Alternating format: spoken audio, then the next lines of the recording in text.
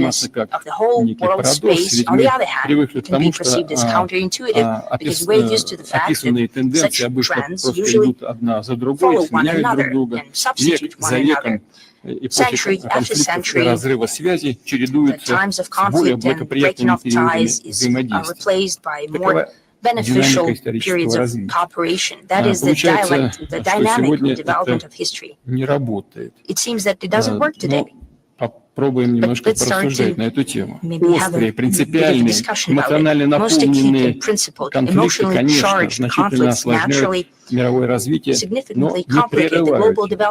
На месте разрушенных политическими решениями и даже военными средствами цепочек взаимодействия возникают другие, да, гораздо более сложные, иногда запутанные, но сохраняющие экономические и социальные связи. Мы видели это на опыте последних лет. Совсем недавно коллективный Запад, так называемый коллективный Запад, предпринял беспрецедентную попытку отключить Россию от мировой системы экономической и политической. Объем санкций, карательных мер, применяемых к нашей стране, не имеет аналогов в истории. Наши оппоненты предполагали, что Россия сокрушительный нокаутирующий удар, от которого она уже просто не оправится, перестанет быть одним из ключевых элементов международного реформ. Думаю, нет нужды напоминать, что произошло в реальности. Сам факт того, что юбилейный Валдай собрал такую представительную аудиторию, говорит, мне кажется, сам за себя.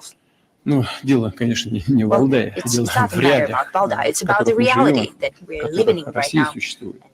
России нужны мир, и никакие решения ни вашингтонских, ни брюссельских, якобы начальников над другими не способны изменить это. То же самое относится и к другим решениям.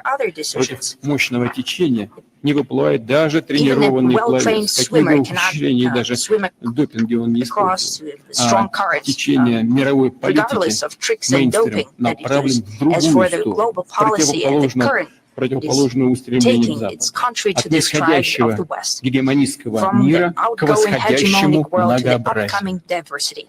Это очевидная вещь. Как у нас в народе говорят, к бабке ходить не нужно. Это очевидно.